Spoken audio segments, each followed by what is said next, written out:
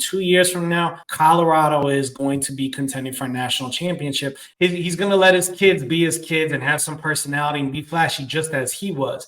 But those guys are in there studying film. They're working hard, and Deion is going to keep them from getting too gassed up. That's a good point. I like that you're saying that. He's an old school, hard-nosed, rough football player. Deion Sanders, the truth.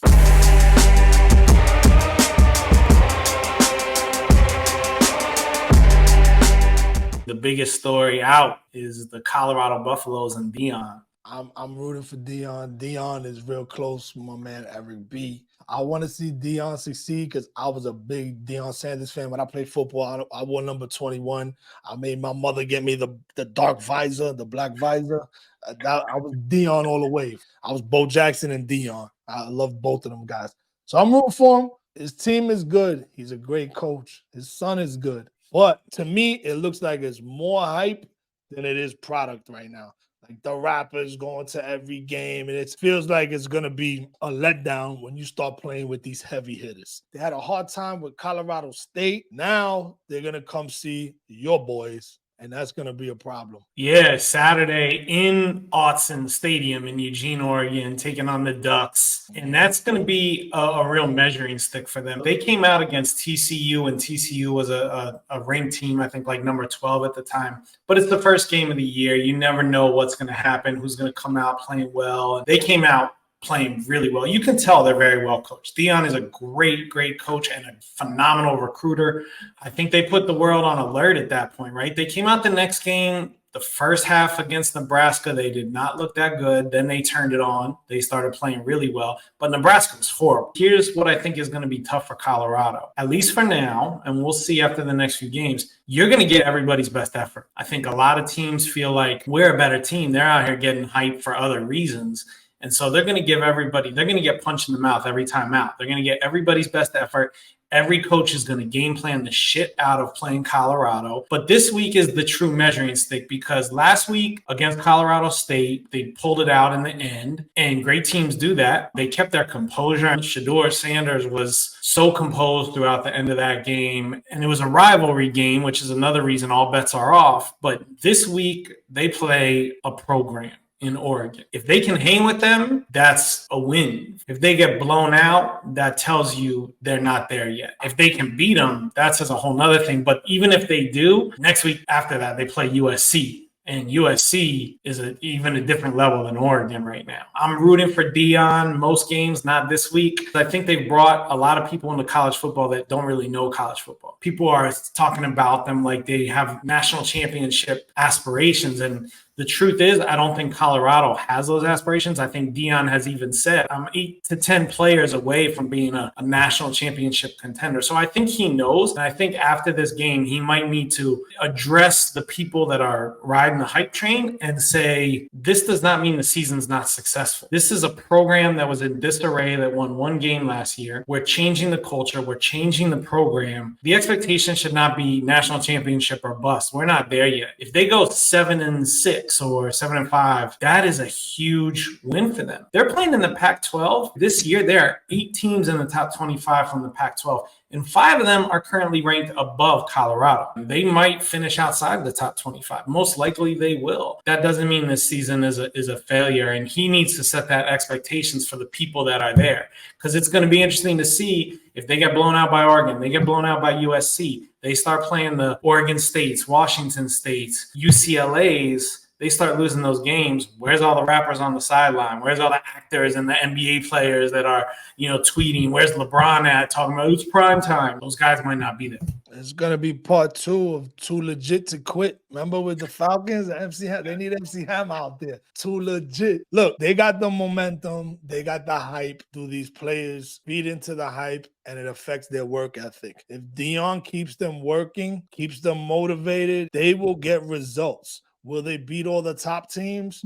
No, these other teams are established. These other teams are well-oiled machines, but they need to compete. Like you said, if he's competing, it's a success. This is not a 1 year proposition for Deion, I don't think. I think he's thinking 3 years. In two years from now, we could be a national championship contender. He brought in 86 new players to the program because there's a big difference. A lot of people are like, he's turning this team around. He didn't turn the team around. This is a whole new team, but he's turning the program around. He's changing that culture. I think he is teaching those kids to work hard. People don't realize, like, Deion, they see the flash. He is an old school football guy. That's a good point. I like that you're saying that because that's hard for kids to see. He's an old school, hard-nosed, rough football player. Deion Sanders is the truth. And I think he's going to let his kids be his kids and have some personality and be flashy just as he was.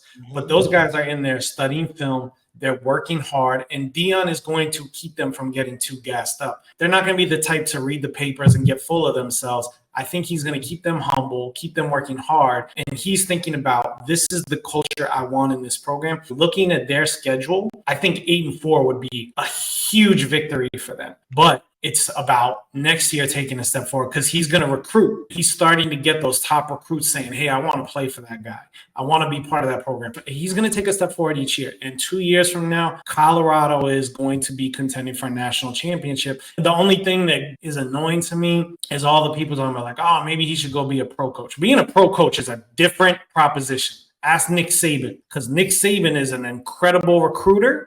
You can recruit in college. Deion is an incredible recruiter, but to go to the NFL, you can't recruit guys. You see what he said, though? He said he would never coach in the NFL. He said he's not interested. But you know what I say to that? Bullshit. Bullshit. He's going, bro. He's going to the NFL. He's gonna go. I think he's gonna be at Colorado for at least 3 years. I think he's going to have them contending for a championship in a couple of years. And then the question's going to be, does he get the big job at a USC, UCLA? Yeah. Some guys know I figured out how to be a great college coach because recruiting is a big part of it. And he's got a recruiting dynamic that very few guys have. Nick Saban went to the pros. He struggled. Urban Meyer went to the pros. He struggled. Those were great recruiters that were also great coaches. And Deion, I think, is the same way. But it's a different thing in the NFL because you can't just – you got to – go through the draft. You get 7 new players every year. You get a couple free agents. It's not like you can turn things around very quickly all the time. So I think the next job for him, if he got Colorado contending in a couple of years, is going to be a USC, UCLA, Oklahoma, one of those types of schools. And we'll see if he takes that or if he tries to make the leap to the pros. He lived in Texas. I don't know if he's from Texas. He lived in Texas. I actually drove by his house when I was out there. They said his old house, he sold his property. I don't know how many acres it was. I think they said like Walmart bought it. They're going to build a whole shopping plaza. Now, you tell me this, the Houston Texans, horrible. He goes over there and he coaches the Houston Texans, bro. He brings ticket sales. He brings social media. He brings merchandise sales. He has a young quarterback. And in 2 years' time, maybe 3, I think he takes something like that. I think these great college coaches are also great recruiters. And that's what makes them great college coaches and makes them understand the NFL is a different game. I get it, but look what's happening now. It's the new day of the young coaches. It's the Sean McVays, the Mike McDaniels. Remember, these college kids that he's motivating and he's speaking to, these NFL guys are still kids. They're just a year or 2 older. They're in the NFL. Deion, he can do it at the NFL level. The only difference I would say in some of those guys that you mentioned is they're considered offensive geniuses. These are guys that can draw up offensive schemes and plays. And what I don't know enough about Deion, I think he's great at instructing. You see him talking to the guys, putting his, this is what you got to look for when you're playing defensive back. Here's how you move your feet. If you're a quarterback, here's your footwork. Is he the guy that can take a pro-level offense and scheme it into success the way a Sean McVay did it with the Rams? Deion's an incredible coach. I think he knows the game so well, but I don't know if he's that guy, and maybe that doesn't matter. I don't know. Deion's gonna have an offensive coordinator. He's gonna have a defense coordinator. His coaching style is unconventional already. These other guys' coaching styles are unconventional. It's not all Bill Belichick, Tom Landry anymore. They'll put surrounding people around them. It's a formula. Give him a good offensive coordinator, defensive coordinator. Let Deion be the motivator, the face, and see what comes out of it. I want to see how far I can take him. You know? Yeah, I don't want to beat an Oregon. I'll take a win over USC all I mean, day. reality is reality, bro. I think Oregon's gonna beat him. I think USC's gonna beat him. I'm rooting for Colorado because I just want to root for the underdog. I'm just rooting for Deion Sanders. If they lose their next 2 games, which rapper is at their next home game? Yeah, it's not gonna be. It ain't gonna be star-studded, bro. It ain't gonna be star-studded at all. It's not gonna be Uzi Vert. It's not. Nobody's gonna be there.